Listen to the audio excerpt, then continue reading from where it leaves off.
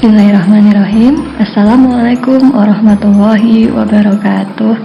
Selamat pagi anak-anak. Bagaimana kabar kalian hari ini? Semoga selalu sehat dan tetap semangat untuk belajar. Anak-anak, hari ini kembali belajar bersama Bonila, Pendidikan Agama Islam dan Budi Pekerti kelas 5. Materi kita hari ini melanjutkan pelajaran 1 sub pelajaran 1 sampai 3. Hari ini kita pelajari pelajaran 1 sub pelajaran 4 ya. KD 3.1 memahami makna Quran surat At-Tin dengan baik dan tartil. Di sub pelajaran 4 ini kita akan membahas kandungan surat At-Tin. Seperti biasa, sebelum kita masuk ke materi kita hari ini, mari kita berdoa dulu agar belajar kita hari ini mendapatkan ridho dan keberkahan dari Allah Subhanahu wa taala. Doa sebelum belajar. Bismillahirrahmanirrahim. Rabbi zidni ilma warzuqni fahma. Amin. Berikut Ibu sampaikan tujuan pembelajaran pada pertemuan kali ini. Setelah pembelajaran ini berlangsung, diharapkan anak-anak mampu 1. Mengetahui makna Quran surat At-Tin dengan benar. 2. Mencontohkan perilaku saling mengingatkan dalam hal kebajikan sebagai implementasi dari pemahaman Quran surat At-Tin. Dan yang ketiga, memiliki sikap saling mengingatkan dalam kebajikan sebagai implementasi dari pemahaman Quran surat At-Tin. Mari anak-anak kita simak bacaan Quran surat At-Tin beserta terjemahannya berikut ini dengan seksama.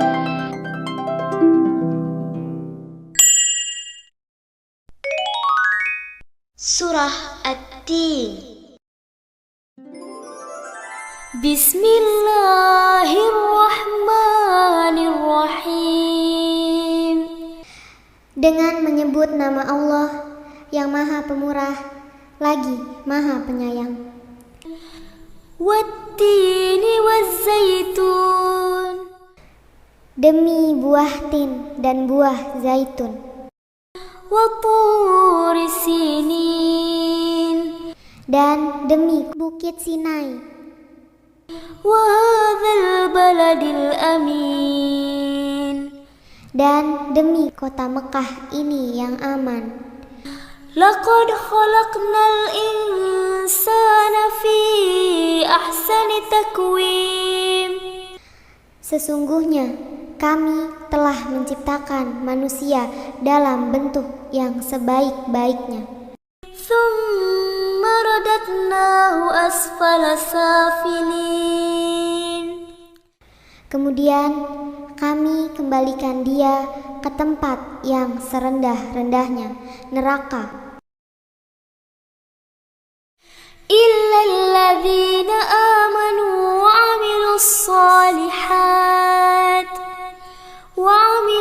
solihati falahum ajrun ghairu mamnun. Kecuali orang-orang yang beriman dan mengerjakan amal soleh, maka bagi mereka pahala yang tiada putus-putusnya. Fama yukadzibuka ba'du biddin. Maka apakah yang menyebabkan kamu mendustakan hari pembalasan sesudah adanya keterangan-keterangan itu? Alaysallahu biahkamil hakimin. Bukankah Allah hakim yang seadil-adilnya? Nah, anak-anak, minggu lalu anak-anak sudah belajar tentang bagaimana membaca, menghafal, dan menulis Quran surat At-Tin. Hari ini kita akan pelajari kandungan apa saja yang terdapat dalam Quran surat At-Tin. Sebagaimana kita ketahui bahwa surat At-Tin memiliki 8 ayat. Nah, berikut ini kita bahas satu persatu. Ayat pertama, tin adalah buah yang enak dan lembut serta cepat dicerna. Ia menjadi obat yang banyak manfaatnya, memperhalus fisik, mengencarkan dahak, membersihkan ginjal, menghancurkan batu pada saluran air seni, menggemukkan badan, dan dapat melonggarkan rongga hati dan limpa. Zaitun adalah buah yang memiliki keistimewaan karena kandungan minyaknya yang berlimpah, sehingga dapat dipergunakan di daerah yang kurang memiliki minyak. Pada ayat kedua, terkandung tentang Gunung Sinai atau disebut juga dengan Jabal Musa, tempat di mana Nabi Musa alaihissalam menerima wahyu pertama dan diangkat menjadi Rasul. Nah, di tempat ini pula pada malam Mi'raj, Rasulullah SAW berhenti sebentar untuk melaksanakan sholat sebagai penghormatan beliau kepada kesucian tempat tersebut.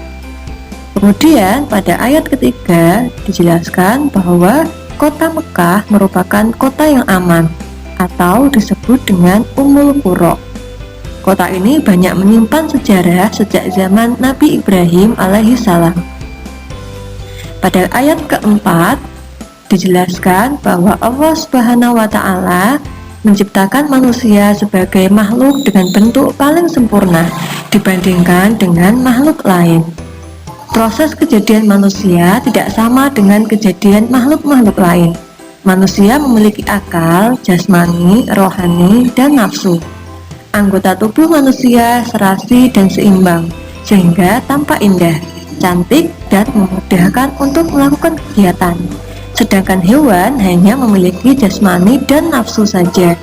Manusia harus mampu menjaga keseimbangan yang dimilikinya agar supaya menjadi mulia.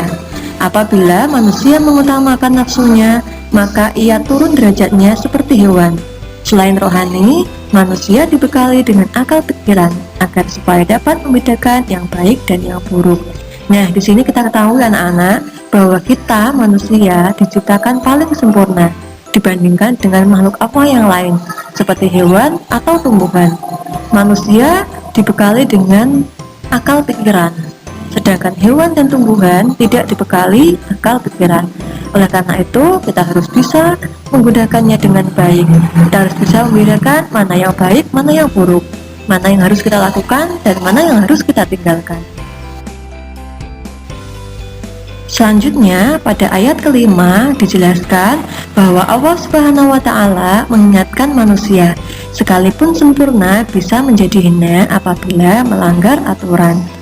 Artinya, sekalipun manusia itu sempurna, tetapi dapat turun derajatnya menjadi hina karena pengetahuan, sikap, dan perilakunya apabila telah keluar dari aturan yang telah ditetapkan oleh Allah Subhanahu wa Ta'ala melalui Rasulnya.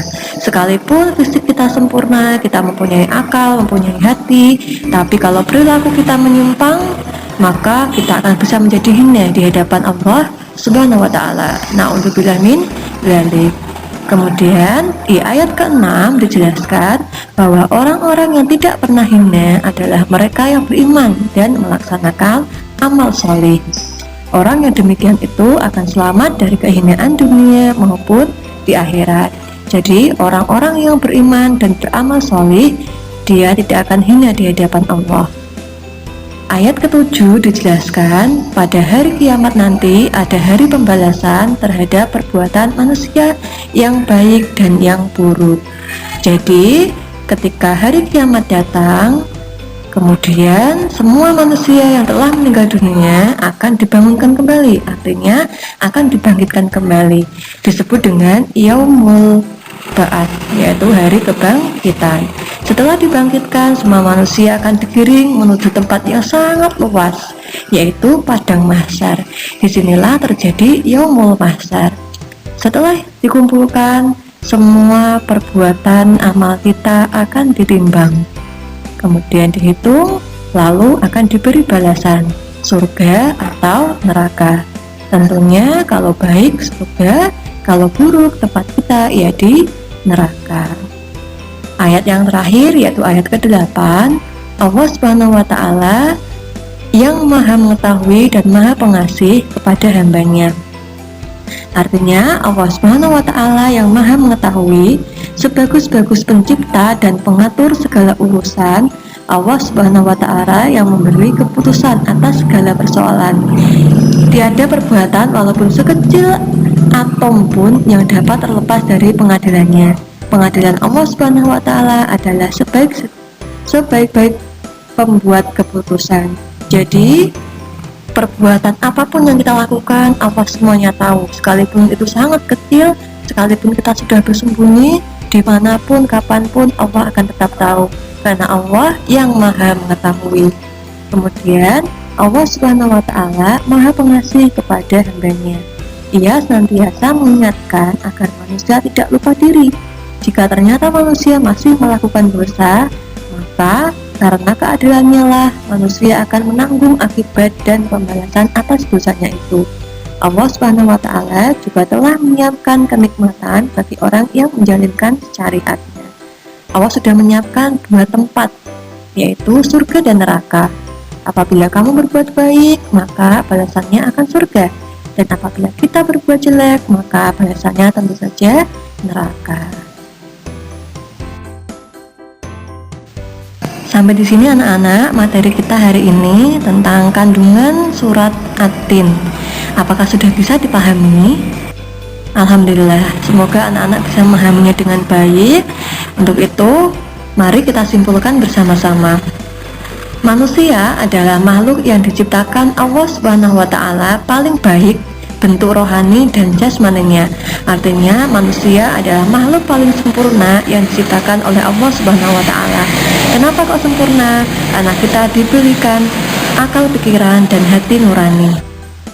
Allah Subhanahu wa Ta'ala akan menempatkan manusia ke tempat yang paling hina, yaitu neraka, bagi orang-orang yang tidak mau beriman dan beramal soleh.